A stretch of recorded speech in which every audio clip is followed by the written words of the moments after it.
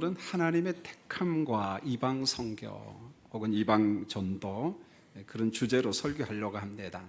여러분 성경에 보면은 사람의 이성 가지고 그 이해가 안 되는 교리나 진리가 참 많습니다. 그 중에 하나가 뭐냐면 이 선택 교리 혹은 택함 교리 혹은 예정 교리 이렇게 이야기합니다. 그래서 이 택함 교리에서 가장 대표적인 사람이 누구냐면 아브라함이죠. 그래서 사도행전 7장 2절에 보면은 하나님께서 아브라함에게 어떻게 찾아왔는가? 이 사도행전 7장 2절이 아주 극적으로 묘사를 했는데 아브라함이 메소포타미아 있을 때에 영광의 하나님이 그에게 보여 이렇게 말했어요. 영광의 하나님께서 아브라함에게 보였다. 아브라함을 만나주셨다. 그런 말입니다. 그때 영광의 하나님은 어떤 의미냐면은 인간이 도무지 거부할 수 없는 하나님의 존재로 등장했다는 거예요. 인간이 아무런 방법을 말대꾸할 수 없을 만큼 영광의 하나님께서 아브라함에게 찾아오셔서 하나님께서 약속을 주시고 이야기를 하시죠. 여러분, 하나님이 왜 하필이면 아브라함에게 찾아왔을까? 아브라함이 어떤 인물이기에 찾아왔을까? 참 궁금하잖아요. 영광의 하나님께서 아브라함에게 왜 찾아왔을까? 여러분, 영적인 수준이 높은 사람이라서? 아니요, 제가 볼 때는요, 영적인 수준이 높은 사람이 아니고 그런 가문의 아들이 아닙니다. 여호수아 24장 2절에 보면은 아브라함의 집안 이야기가 나오는데 아브라함의 아버지 데라가 강 저쪽에서 거주하여 다른 신을 섬겼다 이렇게 말했어요. 여러분, 강 저쪽이라고 하는 말은 유프라테스 강과 티그리스 강입니다. 여러분, 지금도 보면은 이라크 땅이 있고 유프라테스 강과 티그리스 강이 흘러갑니다. 그래서 이 강 저편에 살고 있는 아브라함에게 영광의 하나님께서 찾아오셔서 이야기를 하는데 이때 아브라함은 어떤 사람이냐? 보통 평범한 사람이 아니라 그의 아버지가 이 달을 섬기는 우상 숭배하는 그곳의 제사장이었습니다. 우상 숭배하는 제사장의 아들이 바로 아브라함이었습니다. 여러분, 성경 십계명을 읽다 보면은 하나님께서 가장 싫어하고 미워하는 게 뭘까요? 나 외에 다른 신을 우상 숭배하라 하지 말라 하지 말라. 우상 숭배하는 걸 너무너무 싫어합니다. 우상 숭배하면 안 된다. 이런 아브라함에게 영광의 하나님께서 찾아오신 목적이 뭘까? 뭔가 이유가 있지 않겠습니까? 창세기 12장 3절에 보면은 하나님께서 찾아오셔서 언약을 주시는데 이렇게 말합니다. 땅의 모든 족속이 너로 말미암아 복을 얻을 것이라 이렇게 말했어요. 여러분, 우리 한국 사람 복 좋아하잖아요. 저도 좋아합니다. 그런데 여기에서 말씀한 복은 어떤 물질의 복도 아니고 어떤 명예도 아니고 권력의 복도 아니고 내가 너한테 돈 얼마 준다, 재물 얼마 준다, 여러분 그런 말이 아니고 영광의 하나님이 주신 아브라함에게 복은 뭐냐면은 바로 이 땅의 모든 족속이 많은 사람들이 영광의 하나님을 믿는 구원의 축복, 구원의 복을 내가 너를 통해서 주마 그런 말입니다. 너를 통해서 많은 사람들이 영광의 하나님, 아니 장차 오실 메시아를 믿을 것이다 그런 말입니다. 예수 믿는 것을 복이라고 이야기했어요. 예수 믿는 것이 가장 귀한 복인 줄 믿습니다. 자, 그리고 난 다음에 이제 하나님께서 창세기 13장 14절로 15절에서 뭐라고 이야기하냐면 아브라함을 열방의 선교사로 딱 세운 다음에 아브라함아, 너 내가 지금부터 이야기하는 거 잘 들어라. 눈을 들어서 동서남북 사방 열방을 한번 볼 때까지 한번 봐라. 그래서 성경에 보면 이런 말이 나옵니다. 여호와께서 아브라함에게 이르시되 너는 눈을 들어 너 있는 곳에서 북쪽, 남쪽 그리고 동쪽과 서쪽을 바라봐라. 보이는 땅을 내가 너와 내 자손에게 주리니 영원히 주리라 이렇게 말했어요. 네가 보는 만큼 내가 너한테 주마. 여러분, 성경에서 말씀한 동서남북은요 하나님의 나라 선교 관점에서 자주 등장하는 말씀입니다. 동서남북 사방은 선교해야 될 열방, 선교해야 될 사람, 선교해야 될 나라, 우리 주변 모든 것을 의미하고 전 세계를 의미하는 것입니다. 설교를 준비하면서 우리 산부 예배 오신 성도님들에게 좀 간청하고 싶어요. 우리 부모님들 할머니, 할아버지들에게. 여러분, 우리 교회가 실시하는 1년에 이렇게 단기 선교가 있어요. 어느 때는 선교 여행도 가고 젊은 청년들 중심으로 선교 훈련을 떠납니다. 딱 한 번만 보내지 마시고요. 허락이 되면 고등학교를 딱 졸업한 청년들, 이제 군대 가기 전에, 그리고 군대 갔다 와서 한 5번 정도만 여러분 단기 선교를 한번 보내보세요. 우리 부모님들, 할머니, 할아버지들이. 여러분 단기 선교를 보내는 목적은 훈련도 있지만은 좀 더 넓은 세상을 좀 보고 동서남북 사방을 좀 바라보라, 이런 의도 때문에 우리 젊은 청년들을 보냅니다. 여러분, 우리가 보다시피 대한민국은 그렇게 큰 나라가 아니에요. 여러분, 대한민국은 좁은데 이것마저도 분단이 된 상태입니다.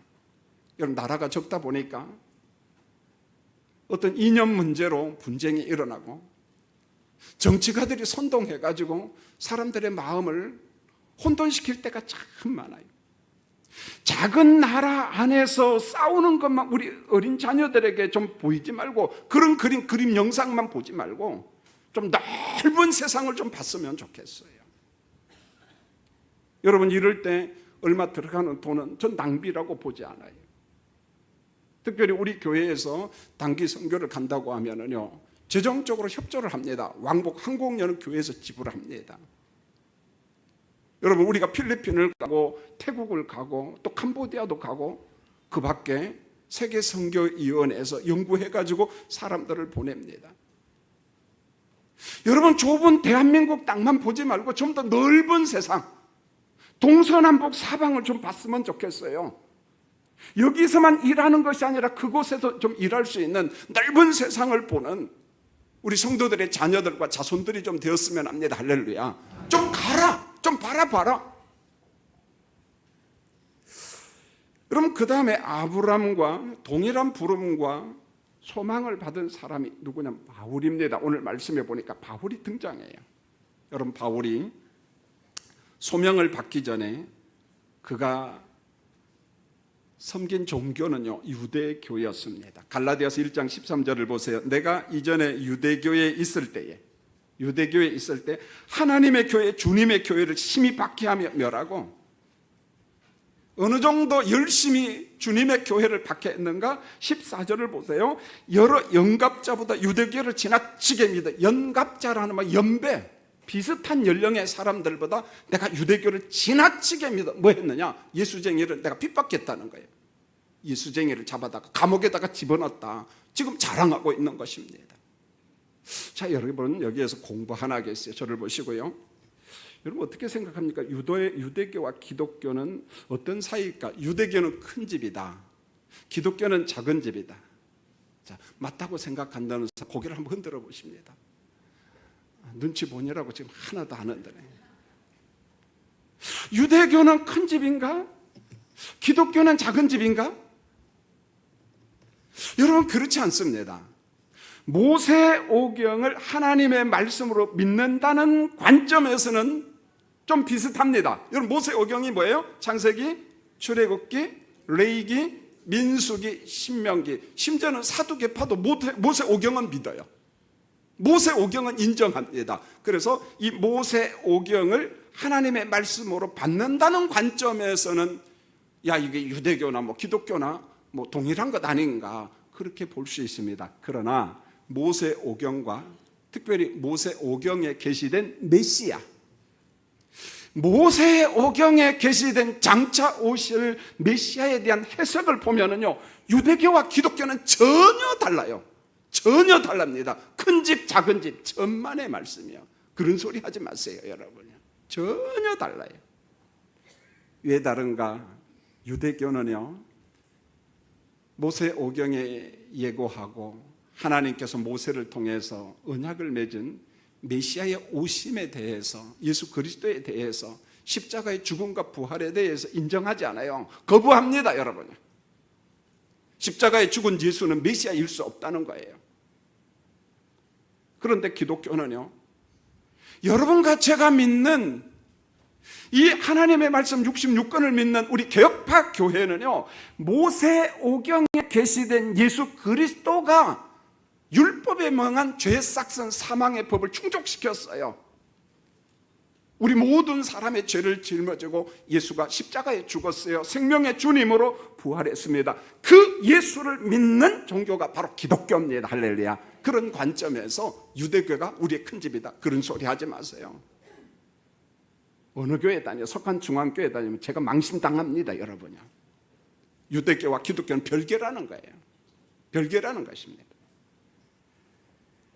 여러분, 바울이요, 교회를 아주 무섭게 박해를 하는데요, 이걸 최고의 자랑으로 생각을 했습니다. 그래서 조상들이 전해진 어떤 전통, 우리가 신약 성경을 읽다 보면 장로들의 유전 혹은 장로들의 전통, 그런 말이 나오죠. 여러분, 장로들의 유전, 장로들의 전통이라는 게 뭐냐면은 이 사람들에게는 구전율법이라는 게 있어요. 입술로 전해 내려오는 게 있는데 그게 장로들의 전통 혹은 장로들의 유전이라고 하는데, 책 이름은 미시나입니다. 미시나. 여러분, 종종 탈무드라는 책 보았어요? 안 봤어요? 봤죠? 탈무드는 책 장사가 돈 벌기 위해서 만든 겁니다. 미시나라고 하는 어마어마한 분량의 구전율법이 있는데 거기에서 좋은 것만 뽑아와요. 그리고 그 내용을 편집해가지고 탈무드 1, 탈무드 2 그렇게 해갖고 책 장사하는 거, 돈 버는 겁니다. 보면 원래는 미시나에 있는 거예요. 그런데 바울이 뭐라고 이야기합니까? 나는 조상들이 전해준 이 구전율법, 미시나, 전통, 유전, 난 그걸 목숨 걸고 지키는, 난 전통주의자다. 목숨 걸고 지켰어요. 그러다 보니까 유연성이라고 하는 것은 아주 조금도 없는 근본주의자입니다. 이런 근본주의라는 말이 긍정적일 때가 있습니다. 난 하나님의 말씀 있는 그대로 다 믿는다.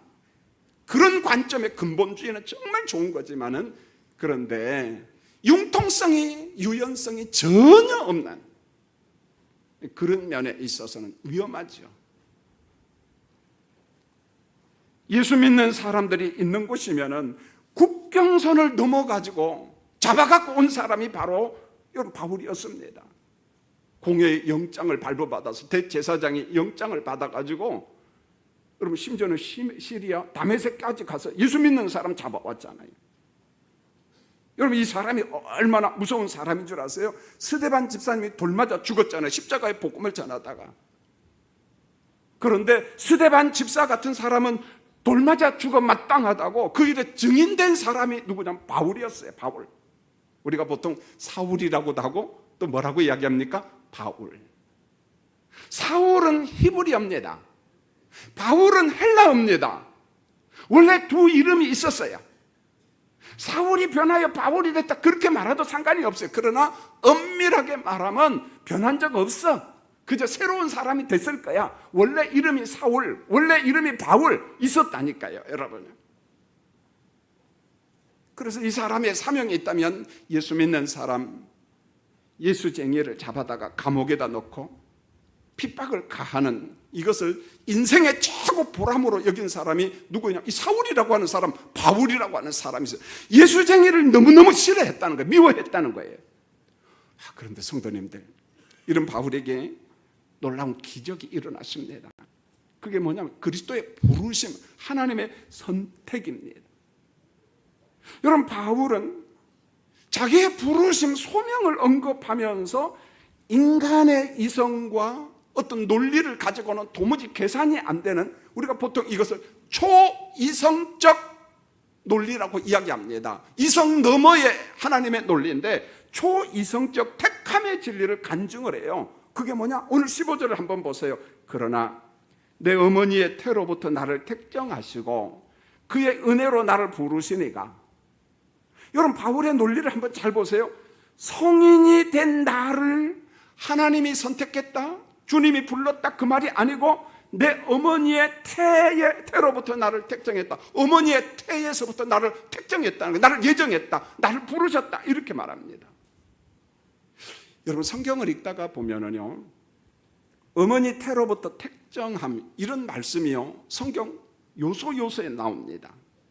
여러분, 가장 대표적인 말씀이 이사야 49장 1절인데 이사야 선지자가 그렇게 이야기를 합니다. 여러분, 큰 선지자로서 하나님 앞에 아주 멋지게 쓰임받는 선지자잖아요. 이사야 선지자와 여호와께서 태에서부터 나를 부르셨고 내 어머니의 복중에서부터 내 이름을 기억했다. 이렇게 말해요. 여러분, 어머니 복중에 있을 때 이사야 이름을 지었을까요? 안 지었을까요? 내가 볼 때는 아마 안 지었을 거예요. 보면은요, 미리 성급한 사람은 이름을 하나 지킨 짓더라고. 보면은요, 근데 남자 이름을 지었는데 나중에 태어나고 보니까 여자야. 그 이름을 또 바꿔 보면은. 그런데 뭐라고 이야기합니까? 이사야 선지자가 받은 계시의 말씀, 여호와께서 태에서부터 나를 부르셨고 어머니 복중에서부터 내 이름을 기억했다는 거예요. 어머니 복중에 있는 나를 갖다가 하나님이 기억하고 있었다. 여러분, 예레미야서 1장 5절에 보면 그런 말씀이 나옵니다. 내가 너를 모태에 짓기 전에 너를 알았고 모태에 짓기 전에 너를 알았다. 내가 배에서 나오기 전에 너를 성별하였고 너를 여러 나라의 선지자로 세웠다. 이게 무슨 말인고 하냐면요, 예레미야 선지자가 살았을 때 나라가 태평생도가 아니고 참 어려웠어요. 하나님의 복음을 전한다고 거짓 선지자들한테 얻어맞기도 하고요, 관료들한테 맞기도 하고 감옥에 들어가고요, 어느 때는 먹을 것도 주지 않습니다. 웅덩이에 빠뜨리기도 하고 그런 위기를 참 많이 오면 이때마다 눈물로 애통해하면서 하나님의 말씀을 전했어요. 환경이 이러다 보니까 선지자가 된다는 게 무서워요. 두려워요. 자신감이 없습니다. 하나님, 나 못해요. 그러니까 하나님께서 예레미야 선지자에게 찾아와서 직접 말씀하십니다. 예레미야야, 내가 너를 모태에 짓기 전에 너 알았다. 내가 배에서 나오기 전에 너를 성별했다, 구별했다. 네가 이 땅에 태어나기 전에 하나님께서 여러 나라의 선지자로 내가 너를 지명했다. 너를 세웠다. 하나님께서 너를 지명하여 불렀다. 이렇게 말씀합니다. 여러분, 성경을 읽다가 예정교리와 택함교리가 나오면은요, 이렇게 이해를 해야 돼요. 계산을 해서 논리적으로 믿어지니까 믿는다. 천만의 말씀이요. 논리적으로 예정교리, 택함교리는 아무리 계산해도 죽었다 깨나도 못 믿습니다. 안 믿어져요, 여러분요. 이것은 이성 영역이 아니에요. 이성 영역. 여러분, 안 믿어집니다. 그런데 예정교리, 택함교리, 부르심의 교리는 어느 때 믿냐면은 예수 믿고 5년 지난 다음에, 교회 다니고 10년 지난 다음에, 어떤 사람은 20년 지난 다음에 자기가 받은 바 은혜를 깨닫고 비로소 내가 구원받았어? 나와 같은 사람이 구원하신 것에 대해서 감사하고 감격하는 교리가 예정교리예요. 감사교리, 감격교리입니다. 감사, 감격교리가 예정교리예요. 이런 겁니다. 여기 설교하는 김 목사를, 우리 어머니 태에서부터 나를 불렀구나. 어머니 복중에 있는 나를 기억하셨다고. 어머니 배에서 나오기 전에 하나님께서 나를 하나님의 자녀로 성별하시고 하나님의 나라 복음 선포를 위하여 하나님께서 나를 예정하셨구나. 나를 부르셨구나. 여러분, 그 정도가 아니에요. 에베소서 1장 4절에 보면은 도무지 이해가 안 되는 말이 있는데, 창세 전에 그리스도 안에서 우리를 택정하시고. 무슨 말입니까? 시간이 만들어지기 전에, 역사가 생기기 전에, 창세 전에 그리스도 안에서 여러분을 무엇하시고? 택정하시고. 여러분, 논리적으로 믿어져요? 믿어집니까? 안 믿어져요.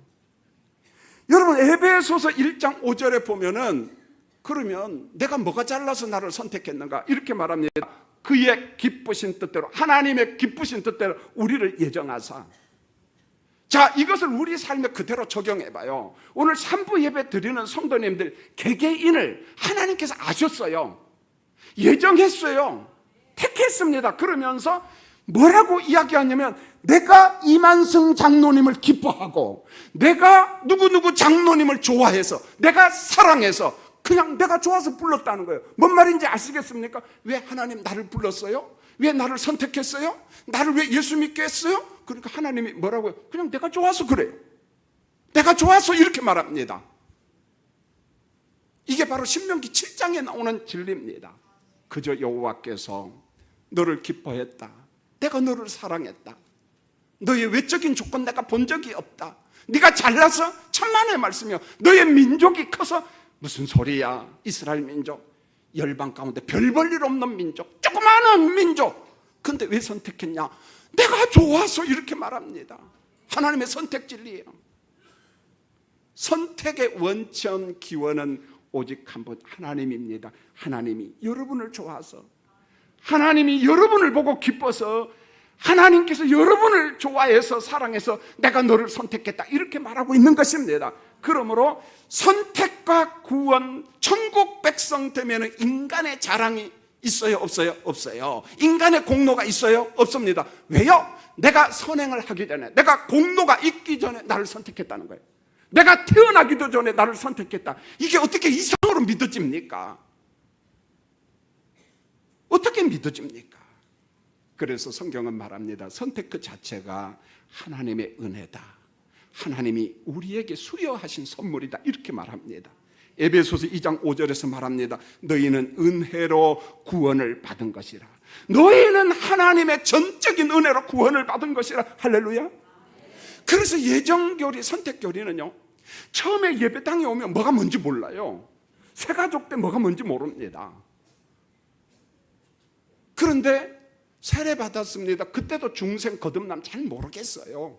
5년 지나요. 10년 지나요. 직분을 받아요. 그런데 어느 날부터 하나님의 말씀이 내 귀에 들려와요. 성령께서 진리를 믿게 합니다. 성찬식을 하면 이제 눈물이 납니다. 십자가 소리를 들으면 감동을 받아요. 그리고 울면서 혹은 웃으면서, 야, 나 같은 죄인을 하나님께서 부르셨구나. 이게 그거구나. 그러면서 내가 예수 믿은 연수를 되돌아보면서, 나 같은 자를 불러주셨구나. 나 같은 죄인을 불러주셨구나. 그래서 감사하면서, 감격하면서 나오는 게 예정교리라는 거예요. 여러분, 예정교리, 선택교리를 가지고 불신자와 백날 토론해보세요. 못 믿습니다. 여러분요, 대화가 안 돼요. 그러므로 예정교리, 선택교리, 선악과 교리 같은 것을 가지고 세상의 불신자와 논쟁하면 정답이 나와요? 안 나와요? 안 나옵니다. 이것은 어느 때 믿어지냐면 성령께서 깨닫게 해주시고 밝히 믿음을 주신 다음에 믿어지는 거예요. 감사교리, 감격교리입니다. 감격교리는 거예요. 여러분, 예배 말미, 설교 말미에 찬송가 305장을 한번 우리 찬양팀하고 부르려고 하는데, 거기에 보면 나 같은 죄인 살리신, 이게요, 감사 찬송 교리입니다. 어떻게 나 같은 죄인을 살렸어? 자, 드디어 이제 오늘 설교 핵심인데요. 그러면은 하나님께서 이 못난 바울을 왜 불렀느냐? 왜 하나님께서 사도 바울을 부르셨을까? 그 목적이 나오는데 16절을 보세요. 그의 아들을 이방에 전하기 위하여. 그의 아들을 어디에 전하기 위해서요? 이방 땅에 전하기 위해서. 에베소서 3장 8절도 똑같은 말씀이 나옵니다. 지극히 작은 자보다 더 작은 나에게 이 은혜를 주신 것은 측량할 수 없는 그리스도의 풍성함을 어디에 전하기 위해서요? 이방에 전하기 위해. 이방에 그리스도를 증거하기 위해서. 이방에 예수 그리스도를 전하도록 성령께서 바울의 마음에다 영원하다, 영혼 속에다 예수 그리스도를 보여주셨어요. 예수 그리스도를 깨닫게 했어요. 십자가의 복음, 영생의 복음을 밝히 알도록 하셨습니다. 여러분, 어느 때 이런 경험이 있나요? 성령께서 언제 역사한 것을 한번 경험한 적이 있나요? 저는 가장 인상적인 경험이 군대 생활했을 때 같아요. 지금도 기억이 납니다. 한 1980년도 같아요. 5군단에 있는 군종 사병들이 산정호수에서 다 모여서 군종병 여름 수련회를 했습니다. 그때 성찬식을 하는데요, 그 전에도 성찬식을 했잖아요. 이날따라 눈물 콧물 다 흘려가면서 하염없이 울었어요. 떡을 받고 잔을 받는데 이전에 떡으로 보이지 않았어요. 잔으로 보이지 않았어요. 십자가의 주님이 보였어요. 얼마나 울었는지 몰라요. 성령께서 제 마음속에 그리스도를 보여주시고, 성령께서 제 마음속에 그리스도를 깨닫게 하시고, 성령께서 말씀합니다. 김 목사야, 그때는 젊은 청년이었어요. 군인이었어요. 내가 너를 위하여 십자가에 죽었노라. 너는 인침받은 백성이야. 그걸 뜨거운 감격과 눈물로 왔을 때 얼마나 애통해하면서 울었는지 몰라요. 하나님 감사합니다. 감사합니다. 바로 이겁니다. 바로 이거예요. 여러분, 언제 울어봤나요? 사도 바울이 이렇게 말합니다. 내 마음과 내 영혼에다 하나님께서 그리스도를 보여주었어요. 그리스도를 깨닫게 했어요. 십자가의 복음, 부활의 복음, 영생의 복음을 내게 주셨습니다. 그 주심의 목적이 뭐냐는 거예요. 아브라함에게 주시고 사도 바울에게 주신 목적이 뭐냐. 여러분, 바울이 말씀한 이방은 모든 민족, 열방에 속한 사람들, 우리 주변에 있는 사람들, 하나님께서 아브라함에게 이야기합니다. 아브라함아, 너 눈을 들어서 볼 수 있는 데까지 다 봐라. 동서남북을 바라봐라. 내가 이것을 너희에게 주마. 부동산을 준다는 말이 아니요, 여러분요. 돈을 준다 그 말이 아니요. 너로 말미암아 복을 얻으리라. 너로 말미암아 예언된 메시아를 믿을 것이다. 너로 말미암아 사람들이 사망에서 건진받는다, 이런 말입니다. 이것을 일컬어 복이라고 이야기했어요. 누구로 말미암아? 너로 말미암아. 아브라함과 같은 사명이 이제 누구에게 있어요? 여러분에게 있어요. 우리 교회에 있습니다. 기독교인들에게 있습니다. 이건 망각하지 마세요. 왜 하나님이 우리를 불러주셨는가? 예수님 말씀하시잖아요. 승천하시기 직전에 예루살렘과 온 유다와 사마리아와 땅끝까지 이르러 이방 영혼들에게 나의 증인이 되라. 나의 증인이 되라. 이렇게 말했습니다.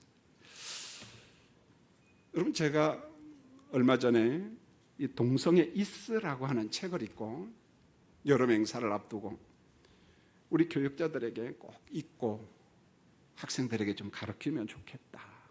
우리 또 최 목사를 통해서 우리 성북구 교회연합회에서 학생용과 교사용 좋은 동성애 책자를 만들었어요. 좀 구입해서 여름 행사 기간에 좀 훈련받았으면 좋겠다.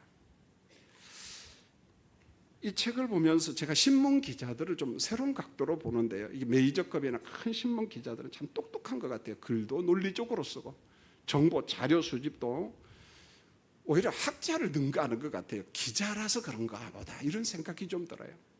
이 신문 기자가 이 글을 썼는데요. 이 책의 부록편에서 저는 희망을 읽었습니다. 두 명의 글이 나오는데요. 29살에 동성애를 극복하기로 결심하고 드디어 35살에 이성애자가 되는 김정연 씨의 글이 나옵니다. 이번에 글 가운데 동성애에서 벗어난다는 게 너무너무 어렵다는 거예요. 그런 것 같아요. 중독증에서 벗어난다는 것, 쾌락에서 벗어난다는 건 너무너무 어려워요. 그러니까 잘못된 쾌락과 중독에는 처음부터 안 가는 게 좋아요. 할렐루야. 여러분, 중독 중에 여러 가지 있잖아요. 알코올 중독 정말 어렵습니다. 벗어나기요. 도박 중독이요. 중독 중에 가장 치료하기가 어려운 게 도박입니다. 여러분, 정신과 의사들도요, 그 전문가들도요, 치료를 합니다. 중독 치료를 합니다. 끊은 줄 알았어요. 5년 지났어요. 카지노에 한 번도 간 적이 없어요. 5년 동안. 그런데 어느 날 보니까 5년이 지난 어느 날 보니까 카지노 앞에서 땡기고 있더래. 이게 뭡니까? 중독증은요, 언제가 또 나타난다는 거예요. 너무너무 어렵다는 게 중독증 치료가. 그래서 미국의 상담학회에서도요, 포기했습니다. 모든 걸 다 포기했다 그런 말은 아니고, 인간의 어떤 상담 기술 테크닉 가지고 중독 치료가 거의 불가능하다는 거예요. 그래서 기독교 상담학회에서 결론 내린 게 뭐냐? 하나님이 치료하지 않으면 못 치료한다는 거예요. 우리가 인간적인 방법을 가지고 동원하지만은 결국 성령이 만져주셔야 돼.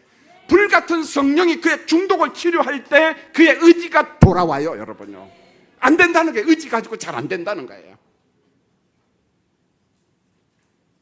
그 다음에 두 번째는 23살 된 동성애자 대학생이 동성애자들에게 주는 글이에요. 일종의 고백의 글이었습니다. 그 글 가운데 대통령, 장관, 재판관, 국회의원님 부탁하는 글이죠. 동성애와 성소수자를 인권이라고 하는 이름으로 법을 만드는 것은 전 국민의 대한민국의 재앙입니다.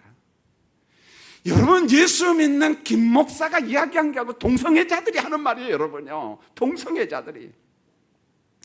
동성애자들의 실제적인 고통을 알지 못하는 사람들이 인권이라고 하는 이름으로 성소수자를 보호한다는 법을 만드는 것은 당신네들은 하나만 알고 열을 모르는 어리석은 짓입니다. 괜히 책상에 앉아서 노닥노닥거리는데 당신들이 동성애의 성소수자의 고통을 진짜 압니까? 이런 거예요. 압니까? 마치 자기 자신들은 성소수자들을 무진장 사랑하는 척 하는데 당신들은 위선자입니다. 동성애자들이, 성소수자들이 그런 이야기를 해요. 여러분, 성소수자는 동성애만 있는 게 아니라 기계성애자, 시체성애자, 소아성애자. 미국도요, 아직도 소아성애자는 허락하지 않습니다. 소아성애자는 지금도요, 교도소 들어갑니다. 감옥에 집어넣습니다. 무슨 말인지 아시겠죠? 어른인데 어린아이들을 보고 성적 유혹을 받아. 소아성애자, 기계성애자. 순간의 오판과 유혹을 받아 동성애자가 됐다는 거예요. 지금은 그 쾌락에서 벗어나지 못한다는 거예요. 그런데 나와 같은 동성애자들이, 많은 동성애자들이 그곳에서 벗어나려고 힘쓴다는 거예요. 정작 참된 동성애자는 서울시청 앞에 있는 퀴어 축제도 안 간다는 거예요, 여러분요. 못 모르는 사람들이 호기심에 와갖고 이상한 짓 하는데 아니라는 거예요. 인권위원회에서 말하는 사실과 실제로 동성애자로 살면서 고통당하는 사람의 생각이 전혀 달라요. 여러 가지 이야기가 있지만은요, 동성애자들 중에 주로 남자 동성애자가 많습니다. 여자 동성애자는 훨씬 적습니다. 문제는 남자들이야, 이놈의 남자들이야. 여러분, 대한민국 남자들을 위해서 많이 기도해 주세요. 할렐루야. 여자들이 기도해 주세요. 할렐루야. 동성애자 남자들이 훨씬 많습니다. 그 가운데 참 비참한 그러냐 이거였어요. 남자 동성애자들 가운데 관략근 뭔 말인지 아시겠죠? 더 이상은 물어보지 마세요. 그 국어사전 찾아보세요. 할렐루야. 아멘 안 해도 상관없어요. 관략근이 망가져서 대변을 갖다 흘리고 다녀. 대변이 밖으로 흐르는 걸 모른다니까, 여러분요. 그래서 결국은 뭘 차고 다녀야 될까요? 기저귀. 누가 기저귀 차요? 아기 때 찼잖아요. 순간의 쾌감에 인생을 망친 슬픈 인생들. 여러분, 남자 동성애자들은요, 남자와 남자를 사랑한다고 하지만은 길게 가야 2년 반, 짧게는 1년. 그래 자기 식성에 맞는 사람들을 찾아다닙니다. 신기하대요. 동성애자는 뚱뚱한 사람들을 좋아합니다. 그 사람 얼굴이 미남이고 잘생겨 천만의 말씀 몸매 보고 갑니다. 뚱뚱한 사람들 살 빼시기 바랍니다. 여러분, 대학생 이혜복 씨는요, 동성애자로 살면서 놀랍대요. 예배당에 나와서, 교회에 나왔어요. 동성애가 죄라는 것을 처음에는 그렇게 깊이 깨닫지를 못했지만 어느 순간부터 이건 아니구나 깨달았어요. 여러분, 거기에서 벗어난다는 게 너무너무 어렵잖아요. 그런데 인격적인 하나님을 만난 다음에 동성애에서 벗어날 수가 있었다 고백합니다. 인격적인 하나님을 만난 다음에 동성애자로 살면서 교회에 나온 이혜복 씨를 보면서 교회가 할 일이 무엇인가, 그걸 제게 한 번 더 교훈해 주었어요. 내가 조심해야 되겠구나. 예배드리는 사람 가운데도 동성애자가 있구나. 고통당하면서 예배당에 왔는데 동성애자 너는 죽일 놈이야, 나쁜 놈이야, 악한 놈이야. 이 정죄하는 말을 조금 조심해야 되겠다. 그건 죄지만은 그가 지금 얼마나 고통을 당하고 있는가. 지금 예배당에 왔는데 그러면 그가 어떻게 돌아올 수 있는가. 이회복 씨는 이야기합니다. 어떻게 하면 동성애자를 예배당에서 품고 그들을 섬기고 돌아오게 할 것인가. 오래도록 인내하면서 기도해야 됩니다. 여러분, 동성애자 죄지요. 성경은 엄하게 책벌을 합니다. 그러나 성경에서 말한 이방은 온전히 착한 사람, 모두 다 예수 믿는 사람만 사는 것이 아니라 문제가 많고 갈등이 많고 죄악 가운데 있는 사람, 그렇다면은 주님이 말씀한 하나님의 나라 관점에서 동서남북은 저주받은 땅이야. 저주받은 사람이 아니라는 거예요, 여러분요. 예수 믿는 사람이 그들에게 복음 전할 동서남북 이방이라는 것입니다. 보혈의 예수를 믿고 십자가와 생명의 예수 그리스도를 믿는다면 그들도 치료받을 수 있다는 이 하나의 희망이에요. 의지 갖고는 안 돼요. 예수를 만나고 성령이 그들의 심령을 붙잡을 때, 그들의 의지를 붙잡을 때 동성애라고 하는 죄악의 동굴에서 벗어날 수가 있습니다. 그들도 예수 안에서 치료받을 수가 있습니다. 그들도 치료받을 수 있다는 거예요. 자, 이런 관점에 예수님 앞에서 포기할 인생은 있을까요? 예수님 앞에서 버림받았다고 판단할 인생이 있습니까? 아니요, 없어요. 없습니다. 저는 지난주에 목요일날 우리 최 목사님과 송성국 강도사 강원대학교 목사님하고 뜨거운 도시 대구를 갔다 왔습니다. 저 길을 간 것은 경북대학교 기독학사를 탐방하기 위해서 갔고 대구 신원교회를 생활관을 보기 위해서 갔는데 저는 깜짝 놀랐어요. 여러분 제가 한번 물어보겠습니다. 저 앞에 스크린 한번 볼까요? 글씨 한번 읽어보죠. 경북대학 뭡니까? 교회, 경북대 기독센터. 여러분 경북대가 사립대학인가요? 국립대학인가요? 모르는구나. 여러분 경북대 모르면 여러분요 수상한 사람이에요. 여러분 지방대에서 탑입니다. 여러분요. 경북대는 국립대학이에요. 근데 국립대학 안에 교회가 있어요. 기독학사가 있습니다. 지금은 경북대 뒤쪽에 테크노 빌딩 있는데 뒤쪽에 있는데 경북대 땅이에요. 원래는 저게 대학 가운데 있었답니다. 오래전에는. 그런데 대학이 자꾸 발전하다 보니까 외곽으로 나왔는데 아니 무슨 국립대학에 교회가 다 있어요. 나 이해가 안 돼가지고 처음에는 안 믿었다니까요. 그래서 제가 관찰하고 왔는데 그 다음 사진을 볼까요? 그 센터 3층에 예배당이 있어요. 예배당에. 그 예배당에 있으면 설교하는 누구도 있을 것 같아요? 목사도 있어. 그분도 경북대학교 나왔대. 21년째 저기서 목회를 해요. 자, 그 다음 볼까요? 저게 뭐냐면 경대 기독학생 생활관입니다. 자, 보세요. 그 다음에 여생활관 경북대 기독센터. 그 다음 사진을 보겠어요. 그거는 경북대 흐문에 있는 신원교회인데 여기도 경북대 학생들을 유치해서 복음을 전하려고 그 다음 사진을 보죠. 교회가 생활관을 만들었어요. 제가 이곳을 왜 가냐면은 우리 지역에 대학교가 참 많잖아요. 근데 기숙사가 절대 부족하답니다. 그 외국에서 오고 지방에서 온 사람들 갈 데가 없다는 거예요. 그러니까 기독 교수님들이 주변 교회에 부탁을 하는 거예요. 생활관을 하나씩 만들어서 우리 학생들을 좀 수용하고 그들에게 복음도 전하고 좀 안정된 생활을 할 수 있도록 좀 도와주세요. 여기 고대, 경희대, 광운대 뭐 등등등 많은 대학에서 그런 주문을 해요. 그러면 기독 생활관 학사는 어떻게 생긴 것인가 보기 위해서 갔어요. 경북대만 그런 게 아니라 지금 전남대도요. 교수님들이 예수 믿는 교수님들이 똘똘 뭉쳐가지고 어떻게 하면 우리도 한번 교회를 만들고 저거 한번 만들어 볼까. 경북대학에 와서 벤치마킹을 많이 하고 있다는 거예요. 저는 이제 다음에 서울여대 뒤에도 저런 학사가 있는데 가려고 합니다. 한번 보려고.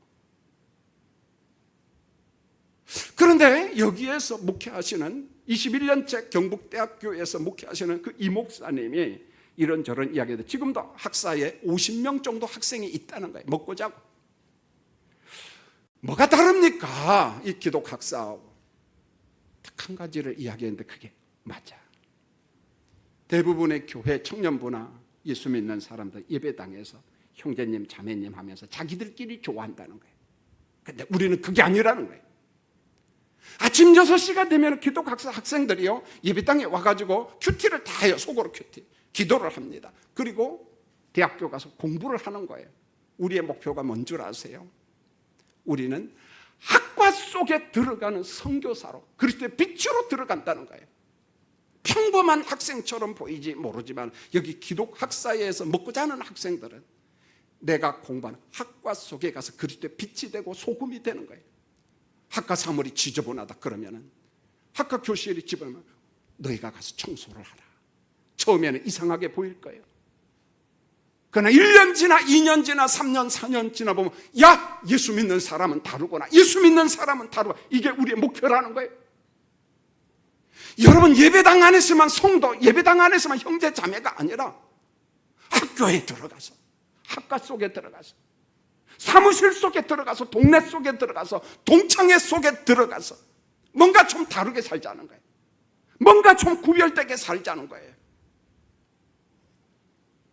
우리가 삶으로 예수를 보여주고 행동으로 그리스도를 좀 보여주자. 이게 경북대 기독학사 기독센터의 목적이었습니다. 가니까 1층에 화장실 공사를 하고 있대요. 목사님한테 물어봤어요. 이 화장실 공사는 누구 돈으로 합니까?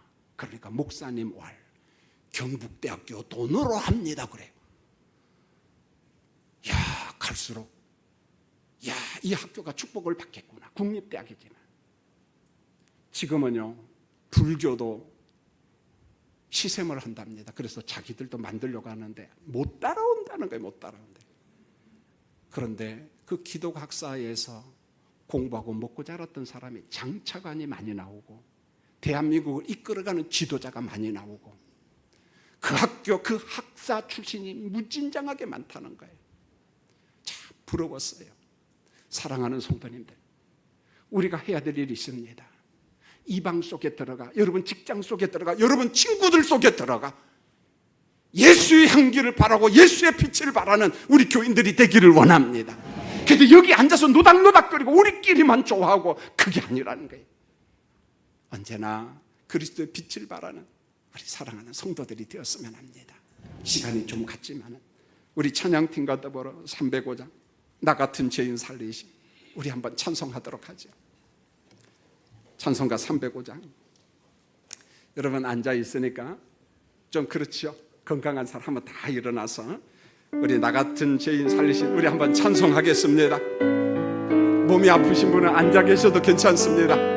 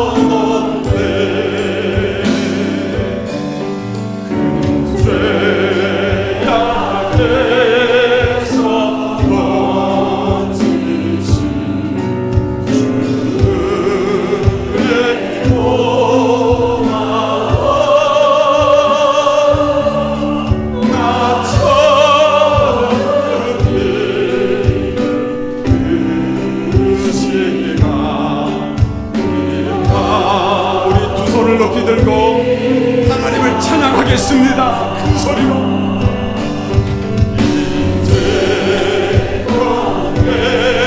내가 산 주님의 은혜라.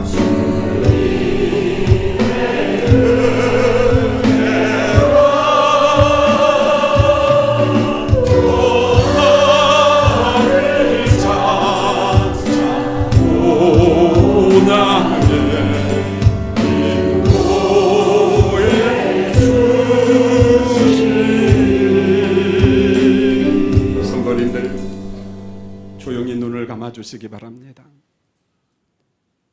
나 같은 죄인 살리신 주님, 처음 예배당에 올 때는 내가 구원받았다는 게 뭔 말인지 몰랐어요. 왜 내가 죄인이고 왜 나 때문에 예수가 죽어야 되는 거 이해가 안 되었어요. 근데 예배당에 나온 지 5년 지나 10년 지나 20년 지나 어느 순간부터 성찬식을 하면 눈물이 나고 십자가 찬송을 하면 마음에 감사가 있고 감격이 있습니다. 그런데 우리 몸이 움직이지를 않아요. 예배당에서 예배 드릴 때는 성도고 찬송을 부를 때는 예수 믿는 사람인데 여전히 세상에 나가서 이방 사람들에게 예수님의 복음을 전하려고 입술이 열리지 않고 왠지 두렵고 떨리고 우리가 나약한 존재로 지금 살고 있어요. 아니요, 우리는 부름받은 백성, 만세전에 선택받은 백성입니다. 이 시간 다짐합니다. 일터로 들어가서 구별된 삶을 살도록 은혜 베풀어 주시옵소서 기도합니다. 하나님, 나 같은 죄인 살려주신 주님을 찬양합니다. 우리 안에 다시 한번 십자가의 감사와 감격을 회복시켜 주시옵소서. 우리는 경북대학교 기도학사를 통해서 왜 기도학사가 지난 50년, 60년 동안 필요했는가, 그 이유를 알았어요. 큰 것은 아니지만 내가 공부하는 학과 속에 들어가서 예수 냄새를 풍기고 예수의 향기가 되는 게 그들의 삶의 목표였습니다. 우리 또한 예배당을 나간 이후부터는 내 가정에서, 내가 일하는 일터에서, 내가 사는 동네에서 예수쟁이가 되도록 은혜 내려 주시옵소서. 예수님의 이름으로 감사하며 기도합니다. 아멘. 앉아주시기 바랍니다.